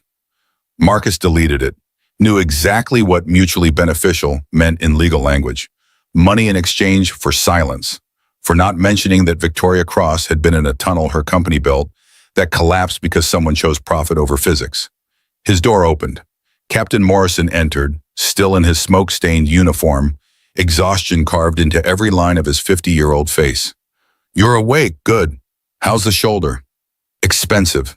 Morrison pulled up a chair. We need to talk. Federal investigators want statements. NTSB, FBI, Department of Transportation. This isn't just a local incident anymore. 6 people died in that collapse. Victoria Cross was inside her own company's tunnel when it failed. That opens doors nobody wants opened, including her father, especially her father. Richard Cross has already hired 3 law firms. They're building defensive walls so high God couldn't see over them. Marcus looked at Emma sleeping. I'm not interested in walls or lawyers. I just want my daughter safe. Then you need to understand what's coming. The media knows you're the guy who saved Victoria Cross. They know you used to work for her company. They're building a story about the working-class hero rescuing the corrupt CEO. It's going to get ugly. It already is ugly. 6 people died because Victoria Cross ignored safety warnings for 6 months. Morrison leaned forward. Do you have proof of that? No, but someone does. 4 a.m. Victoria woke in a different wing of the same hospital, private room with security outside her door. Not for her protection, for damage control. Richard Cross had stationed lawyers like sentries, screening every visitor, every call, every piece of information that might leak beyond walls he controlled. Her leg was immobilized in an external fixator, metal pins drilled through bone, connected by bars that made her look like a cyborg built from pain and consequences. The orthopedic surgeon had been blunt. The tibia was fractured and displaced. Blood flow was compromised for several hours. We've stabilized it, but you're looking at 6 months minimum recovery, possibly permanent mobility issues. You were very lucky Mr. Hayes got you out when he did. Lucky. The word felt obscene. Daniel sat beside her bed, the only person Richard's lawyers couldn't bar. Her brother looked like he'd aged 5 years in 5 hours. How are you feeling? Like I was crushed by my own tunnel. Vic, don't tell me it wasn't my fault. I signed off on that tunnel. I ignored Dr. Chen's warnings. I fired Marcus Hayes 5 years ago for trying to stop exactly this kind of disaster. This is on me. Daniel's jaw tightened. Dad's already crafting the narrative. Act of God, unforeseeable geological instability. He's got experts ready to testify. Daniel, 6 people are dead. I know. Their families deserve truth, not experts paid to lie. Daniel studied his sister's face. Saw something there he hadn't seen in years. Clarity, maybe. Or the kind of exhaustion that strips away everything except what matters. What are you going to do? Victoria's hands trembled as she reached for the water cup on her bedside table. I don't know, but I can't keep being his puppet. I almost died tonight because I was too scared to stand up to him. How many more people have to die before I find some courage? Her door opened. Richard Cross entered without knocking, three lawyers trailing like remora on a shark. 68 years old, silver hair perfect despite the hour, suit custom despite the crisis. His eyes found Victoria, assessed her like a quarterly earnings report, damaged but salvageable. Victoria, thank God you're safe. The words held as much warmth as a board meeting. Daniel stood. Dad, she needs rest. She needs to understand what's at stake. Victoria, the FBI is requesting interviews. So is the NTSB. Our attorneys have advised complete silence pending investigation. Victoria met her father's eyes. People died, Father. Which is why we need to be strategic. The company's liability. I'm not talking about liability. I'm talking about 6 human beings who aren't going home to their families because I was too weak to close a tunnel I knew was unsafe. Richard's expression hardened. You're in shock. The doctor said, I'm not in shock. I'm awake. For the first time in 20 years, I'm actually awake. The lawyer shifted uncomfortably. Daniel watched his sister with something like pride flickering across his exhaustion. Richard stepped closer to Victoria's bed. Victoria, listen carefully. Marcus Hayes is a problem. He worked for us. He knows things. My attorneys tell me he's refusing settlements. You tried to buy him? I tried to protect this company, which is what you should be focused on instead of melodramatic guilt. Victoria's voice came out steel wrapped in silk. Get out. Excuse me? Get out of my room. Take your lawyers. Leave. Richard's face flushed. You're emotional, irrational. I said leave. Daniel, make them leave. Daniel moved to the door, opened it. You heard her. Out. Richard stared at his daughter, at his son, calculating odds and angles and how to regain control of a situation slipping through his fingers. This conversation isn't over. Yes, it is. Everything you've controlled for 20 years is over. I just haven't figured out what comes next. Richard left, lawyers scurrying behind. The door closed. Silence filled the space like water filling a hole. Daniel returned to his chair. That was either incredibly brave or incredibly stupid. Probably both. He's not going to let this go. I know, but I can't keep being his daughter in my own person. Tonight, Marcus Hayes taught me something. Courage isn't the absence of fear. It's choosing right when wrong is easier. 7 a.m. Morning light crept through hospital windows, indifferent to human drama. Marcus was released with prescriptions he couldn't afford, physical therapy referrals he'd figure out somehow, and instructions to rest that Emma's existence made impossible. Mrs. Chen drove them home in her ancient Honda, Emma sandwiched between them, holding her father's good hand with both of hers. Daddy, are you a hero? No, baby, I'm just a guy who did what needed doing. The news said you were a hero. It's on TV and everything. Marcus closed his eyes. The media had found him faster than he'd hoped. His phone buzzed constantly, reporters, producers, someone from Good Morning America wanting an exclusive interview. Mrs. Chen navigated Denver's morning traffic with the confidence of someone who'd survived worse than aggressive drivers. Marcus, you should be careful. These reporters, they make you say things you don't mean. Twist your words. I know, I'm not talking to anyone. Good, you focus on healing. I watch Emma as long as you need. They reached the apartment complex in Aurora. Marcus climbed stairs slowly, each step a negotiation with pain. Inside, their small 2-bedroom space felt simultaneously too empty and too full. Empty of Lisa, full of consequences that had followed them home. Emma made him sit on the couch. You need to rest, doctor said. Yes, ma'am. She brought him water, his pills, the stuffed bear she'd slept with since her mother died, tucked it beside him like a guardian. Mr. Bear will protect you while you sleep. Marcus pulled her close with his good arm. I love you, sweetheart.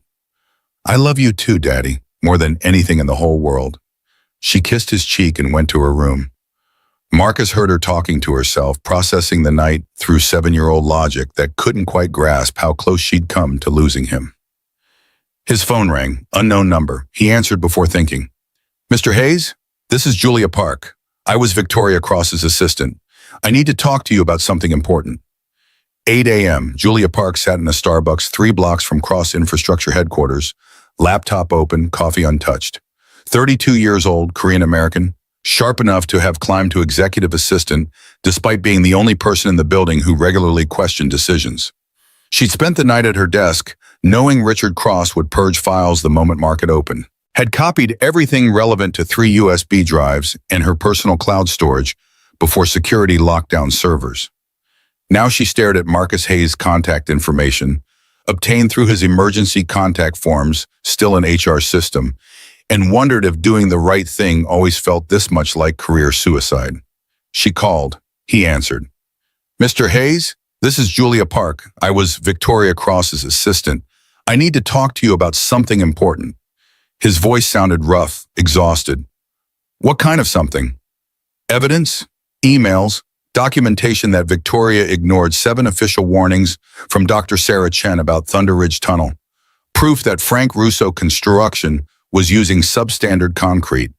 Proof that Richard Cross specifically ordered Victoria to keep the tunnel open despite safety concerns."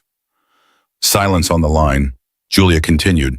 "I've watched you on the news. You saved Victoria's life after she destroyed yours. That takes a kind of integrity I haven't seen in this company. So I'm offering you something. The truth. Complete documentation.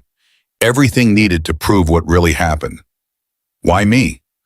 Because you're the only person involved who doesn't have something to gain by lying. Victoria's father will bury this if he can. Victoria herself, I don't know what she'll do. She's changed since the collapse, but changed enough to testify against her own father? I can't be sure. You're my insurance policy. The truth needs to be somewhere Richard Cross can't reach it." Marcus processed this. Emma's voice drifted from her bedroom, talking to her dolls, explaining that Daddy was a hero even though he said he wasn't. "Send it to Captain Morrison at Denver Fire and Rescue. He's coordinating with federal investigators." "I'm sending it to him too, but I want you to have copies. Sometimes evidence disappears when powerful people get nervous. Sometimes whistleblowers have accidents. Call me paranoid. I call it realistic. I've seen how Cross Infrastructure operates." "Then you understand. Check your email in 10 minutes. The files will be there, password protected. Use your daughter's name, all lowercase, no spaces." "How do you know my daughter's name?" "Your HR file. I read everything before I left. I know about Lisa too." "Mr. Hayes, I'm sorry. For what it's worth, not everyone at Cross Infrastructure agreed with how you were treated. Some of us just didn't have the courage to speak up. You're speaking up now. 5 years too late, but better late than never, right?" Julia hung up, sent the encrypted files to Marcus's email and Captain Morrison's official account. Then she packed her laptop, walked out of Starbucks, and drove to her sister's house in Boulder, where Richard Cross's lawyers couldn't find her without working for it. 9 a.m. Victoria's hospital room filled with flowers, arrangements from politicians, business partners, competitors who couldn't miss the PR opportunity of sympathizing with a billionaire CEO who'd survived her own tunnel collapse. The irony wasn't lost on anyone with functioning brain cells. Dr. Sarah Chen arrived unannounced, walking past security who didn't recognize her, past Richard's who were busy elsewhere, straight into Victoria's room like a woman who had stopped caring about permission. 45 years old, Chinese-American, professional engineer, with 20 years of structures refusing to fall because she'd done her calculations right. Her face held the particular fury of someone who'd been proven catastrophically correct. Victoria looked up from the tablet where she'd been reading news coverage, recognized Sarah immediately. "Dr. Chen, Ms. Cross." Silence stretched between them, weighted with 6 deaths and 7 ignored warnings. Sarah's voice came out controlled, precise, each word measured. "I want you to know I take no satisfaction in being right. 6 people are dead. You almost died. That's not vindication. That's tragedy." Victoria set down her tablet. "You warned me. 7 times. I deleted every email." "I know. I kept copies. I imagine federal investigators have them now." "They do, along with documentation of every conversation where your father overruled safety concerns, every meeting where Frank Russo bribed inspectors, every corner cut to save money or time. Victoria met Sarah's eyes directly. Are you here to tell me I'm going to prison? I don't know if you're going to prison. That's for prosecutors to decide. I'm here because despite everything, I need to understand why. You're an MIT graduate. You took the same engineering ethics courses I did. You know the responsibility we carry. So why did you look at my warnings and choose profit over lives? Victoria's composure cracked. Tears welled. Because I was terrified of my father, of being seen as weak, of becoming my mother who left rather than stand up to him. So I stayed, and I signed what he told me to sign, and I killed 6 people through cowardice. Sarah pulled up a chair, sat. Her anger hadn't diminished, but something else joined it. Exhaustion, maybe.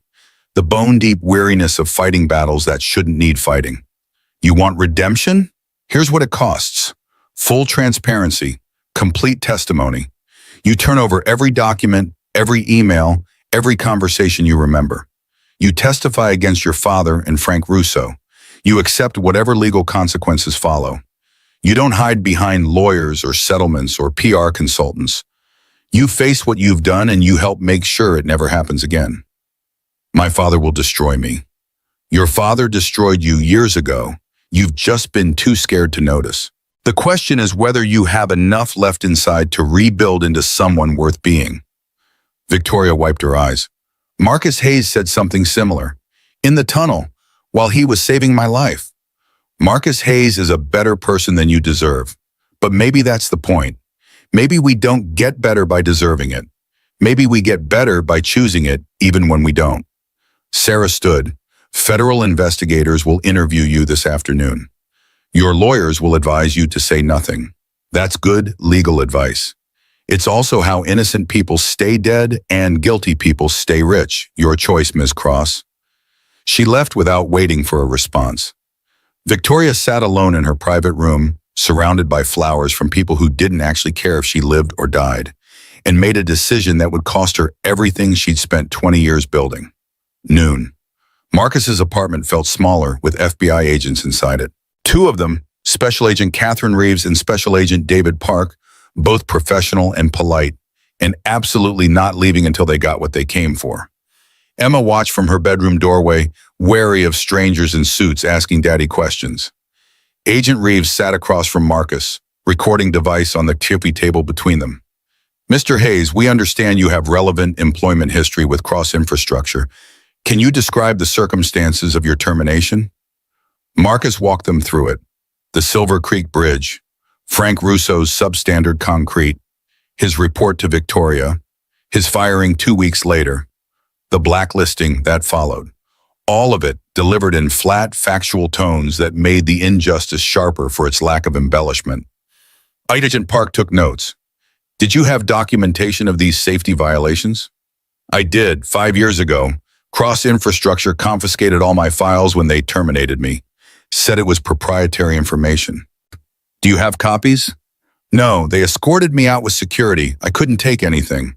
Agent Reeves leaned forward. What about recent documentation? Anything from Julia Park? Marcus's face gave nothing away. What about her? She contacted you this morning. We know because we're monitoring communications into and out of Cross Infrastructure. She sent you encrypted files. We need those files, Mr. Hayes. Get a warrant. We can get a warrant, but this goes faster if you cooperate. Faster for who? You? Richard Cross? The lawyers trying to bury evidence before it reaches court? Agent Park's expression stayed neutral. We're not working for Richard Cross. We're investigating potential criminal negligence, corporate fraud, bribery of state officials. Those files could be essential to prosecution. Then get them from Julia Park. She's disappeared, turned off her phone, left her apartment. We're trying to locate her for her own protection, or to pressure her into silence. Agent Reeves's patience showed cracks. Mr. Hayes, 6 people died in that tunnel. You almost died saving Victoria Cross. Don't you want justice for what happened? Marcus looked at Emma, watching from her doorway, looked back at the agents. I want the truth to matter more than power. That's not the same as justice. Justice requires a system that works. This system protected Frank Russo for 20 years while he built effective infrastructure. This system fired me for reporting safety violations. This system let Richard Cross ignore warnings until people died. You want me to trust that system to suddenly work now? Show me why I should. The agents left 30 minutes later without the files, frustrated but unable to push harder without warrants that would take days to obtain. Marcus locked the door behind them. Emma emerged from her room.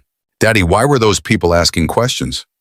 Because sometimes when bad things happen, people need to understand why. Are you in trouble? No, baby, I'm not in trouble. Promise? I promise. It was a lie. He was in every kind of trouble, legal, financial, physical. His shoulder would never fully heal. His savings account was empty. Medical bills were already arriving like judgments. The media wouldn't leave him alone. Federal investigators wanted information he'd given Captain Morrison hours ago. But Emma didn't need to know that. Emma needed her father to be a rock in shifting seas, stable when everything else moved. Mrs. Chen knocked softly. Marcus let her in. I make lunch. Emma needs to eat. Thank you. Marcus, reporters outside, 4 of them with cameras. I tell them to leave, but they don't leave. I'll handle it. Marcus walked outside, found exactly what Mrs. Chen described. 2 TV crews, 1 print journalist, 1 blogger with a podcast that claimed 8 million downloads. They swarmed the moment they saw him. Mr. Hayes, can you comment on your relationship with Victoria Cross? Were you surprised she was in the tunnel? Is it true you were fired for reporting safety violations? Did you hesitate before going back to save her? Marcus held up his good hand. The question stopped. His voice came out quiet but absolute. I have one statement. Then I'm going inside to have lunch with my daughter, and I'm not coming back out today. Are we clear? The reporters nodded, cameras rolling. 6 people died in Thunder Ridge Tunnel because someone chose money over safety. I don't know if that someone was Victoria Cross or her father Richard Cross or Frank Russo or all of them together. That's for investigators to determine. What I know is this. I spent 15 years in construction and engineering. I know how concrete is supposed to test. I know when corners are being cut. And I knew Thunder Ridge Tunnel was dangerous 6 months ago when I sent anonymous warnings to the State Transportation Department. Those warnings were ignored. He paused. Let that sink in. Victoria Cross made terrible decisions, but so did everyone else with power to stop this and didn't. So did the state inspectors who passed faulty concrete. So did the politicians who took campaign money from Cross Infrastructure and looked the other way. This isn't one person's failure, it's systemic. And until we fix the system, disasters like Thunder Ridge will keep happening. Will you testify against Victoria Cross? I'll testify to the truth, whatever that means for anyone involved. Do you forgive her? The question hit different. Marcus thought about Victoria in the tunnel, crying, apologizing, asking why he hadn't left her to die. Forgiveness isn't something you give because someone deserves it. It's something you choose because carrying hate costs more than letting it go. I don't know if I forgive her, but I chose to save her life. That has to count for something. He went inside, closed the door, ignored the follow-up questions shouted at his back. Emma was setting the table. Mrs. Chen had made soup, Korean bone broth, healing food, the kind of kindness that costs time and care. Come eat, Marcus. You need strength. They ate together. Emma chattered about school, about her friends, about the fish tank her teacher had installed, and how the goldfish was her favorite. Normal 7-year-old concerns, blissfully ignorant of federal investigations and media circuses, and the weight pressing down on her father's shoulders. After lunch, Emma went to her room for quiet time. Mrs. Chen cleaned dishes. Marcus opened his laptop. The encrypted files from Julia Park had downloaded. He entered the password, Emma, and watched 20 years of corporate malfeasance unfold across his screen. Emails from Richard Cross to Victoria, subject lines like, Ri Chen's latest hysterics, and Russo timeline concerns, ignore. Financial records showing Frank Russo's company had bid 30% below competitors by using concrete that tested at 60% of specification. Inspection reports that had been altered. Original engineers' notes flagging deficiencies. Revised versions showing all clear. Payment records to state officials. Amounts large enough to buy new cars or pay off mortgages. small enough to avoid federal reporting requirements. And throughout it all, Victoria's name, her signature, her tacit approval of every corner cut, every warning ignored, every decision that prioritized profit margins over human safety. Marcus read for 2 hours. By the end, his stomach churned with the banality of it. Not melodramatic villainy, but simple, consistent choices to value money over lives. Death by spreadsheet, murder by quarterly earnings report. His phone rang. Captain Morrison. Marcus, you need to see the news. Victoria Cross is giving a press conference. 3 p.m. Victoria sat in a wheelchair at a Denver General Conference room, leg in its external fixator, no makeup, no prepared remarks, just truth dressed in hospital gown and consequences. Cameras crowded the small space. Reporters shouted questions. Victoria raised one hand for silence, the gesture of someone who'd spent 20 years commanding rooms and was using that skill one final time for something other than profit. My name is Victoria Cross. was the CEO of Cross Infrastructure. 2 nights ago, Thunder Ridge Tunnel collapsed. 6 people died. Many more were injured. Her voice stayed level despite the trembling in her hands. I need to tell you something. The tunnel collapsed because I ignored safety warnings. Dr. Sarah Chen, our chief structural engineer, sent me 7 official warnings over 6 months. She documented that concrete quality was 40% below design specifications.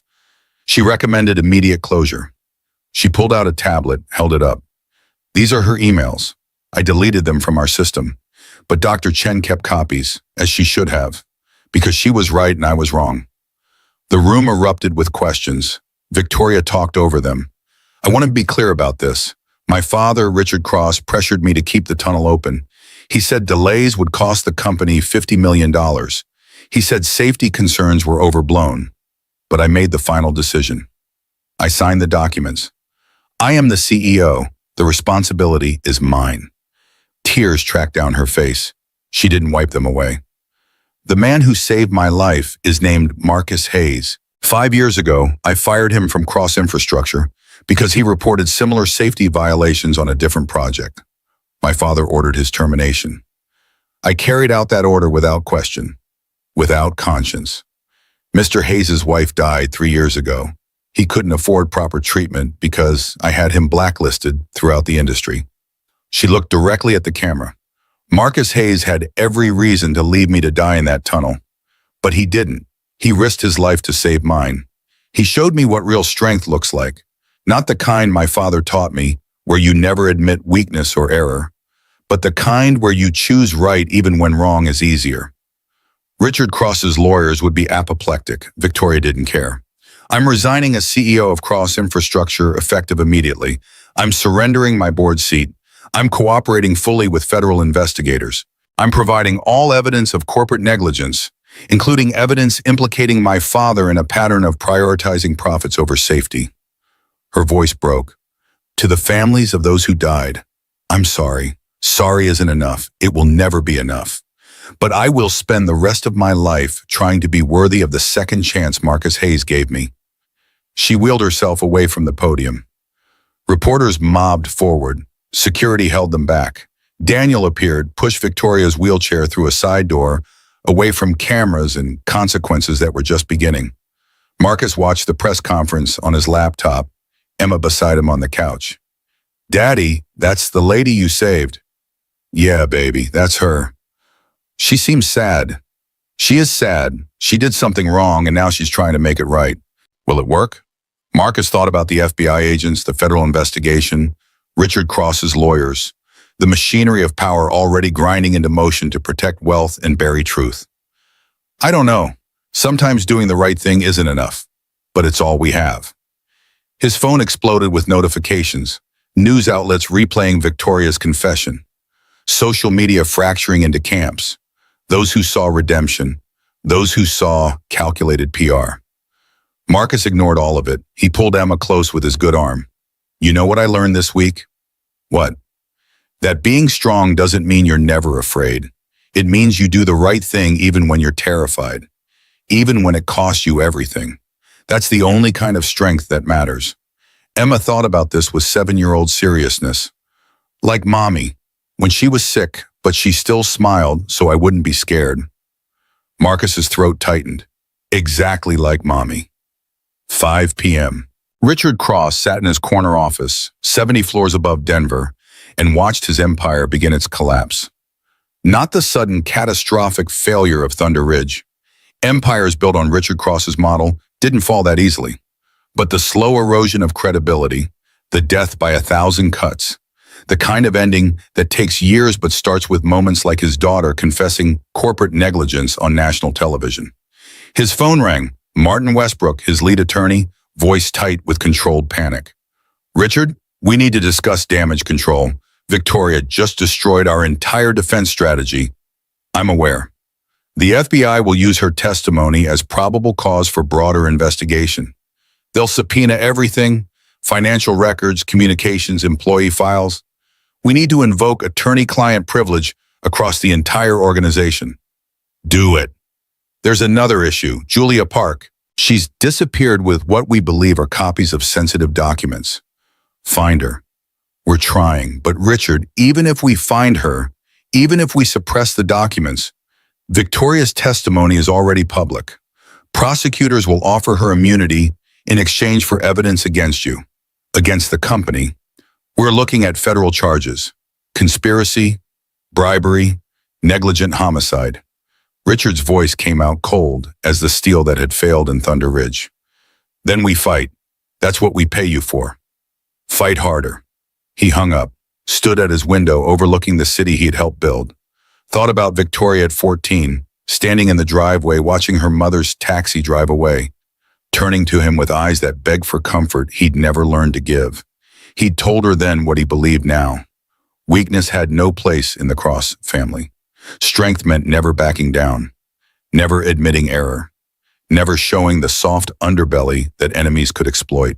Victoria had just shown the world every weakness she possessed. In Richard's calculus, she'd committed professional suicide. But something nagged at him, something he couldn't quite articulate. His daughter had looked different in that press conference. Not broken, despite the wheelchair and the tears, but somehow more solid, more present, like she'd been a ghost for 20 years and the tunnel collapse had shocked her back into being real. Richard pushed the thought away, returned to his desk, started making calls to politicians, to board members, to everyone who owed Cross infrastructure favors accumulated over decades of strategic donations and calculated influence. His empire would not fall. He would not allow it. 7 p.m. Marcus stood in his kitchen, cooking dinner one-handed. Pasta, because that's what he could manage with his shoulder immobilized. Emma set the table with the care she brought to everything since Lisa died, creating order from chaos through precise arrangement of forks and napkins. His phone rang again. He'd stopped answering unknown numbers, but this one showed Captain Morrison's name. "Marcus, you need to know something. Victoria Cross just sent federal investigators a complete evidence package. Emails, financial records, recorded conversations. Everything Julia Park had plus more. She's requesting immunity in exchange for testimony against her father and Frank Russo. Will they give it to her? Probably. Her testimony is worth more than her prosecution. She's the inside witness they need to bring down the whole operation." Marcus stirred pasta, phone wedged between shoulder and ear. "So she gets to walk away while 6 families bury their dead. She'll face civil liability, lose her fortune, spend years in depositions and trials. That's not walking away. That's choosing to face consequences instead of hiding behind lawyers. It's still not justice." "No, but it's closer than we usually get." Morrison paused. "For what it's worth, I think she's changed. People don't fake the kind of testimony she gave. She's burning every bridge she has." "Good. Maybe she'll learn to build better ones." Marcus hung up, drained pasta, added sauce from a jar because homemade was beyond his current capabilities, called Emma to dinner. They ate together, discussing her day at school, her upcoming field trip to the aquarium, whether goldfish dream. Normal conversation in an abnormal week, anchoring themselves to routine because routine was the only thing keeping chaos at bay. After dinner, Emma brushed her teeth. Marcus read her a story, Where the Wild Things Are, the same book Lisa had read every night during chemotherapy, back when they'd believed there would be enough nights for all the stories left unread. Emma fell asleep mid-chapter. Marcus closed the book, kissed her forehead, turned off her light and stood in her doorway, watching her breathe, reminded that everything he'd survived had been for this, for moments of peace when his daughter slept safe. His phone buzzed. Text from an unknown number. Mr. Hayes, this is Victoria Cross. I know I have no right to contact you, but I wanted you to know I meant what I said at the press conference. You saved my life. I'm trying to be worth it. Thank you. I hope someday you can forgive me. V. Marcus stared at the message. Thought about forgiveness, about whether it was something earned or given, about whether Victoria Cross deserved anything except the consequences she'd spent 20 years avoiding. He thought about Lisa, who'd forgiven the doctors who misdiagnosed her tumor, about Emma, who forgave him every time he came home too tired to play, about the kind of person he wanted to be when the anger finally burned itself out. He typed a response. Forgiveness isn't about what you deserve. Work on being someone who deserves it. That's all any of us can do. Marcus, he sent it, turned off his phone, walked to his own room and lay down in darkness, shoulder throbbing, future uncertain, but alive in ways that mattered more than comfort. Outside, Denver's lights blazed against the night.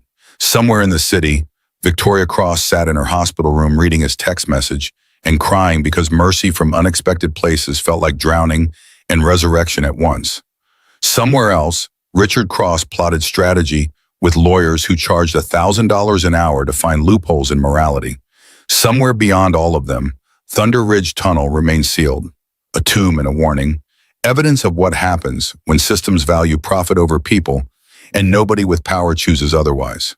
But change was coming, not the kind that fixes everything overnight, not Hollywood redemption where truth wins and good people prosper. Just the slow, grinding change that happens when enough people decide that how things are is not how things have to be. Marcus closed his eyes, thought about tomorrow, physical therapy, medical bills, Emma's needs, federal testimony, media attention, all of it pressing down like concrete. But he'd carried heavier weight through darker tunnels. He'd survived what should have killed him. And if he could do that, he could survive what came next. Morning would bring its own disasters. Tonight he let himself rest.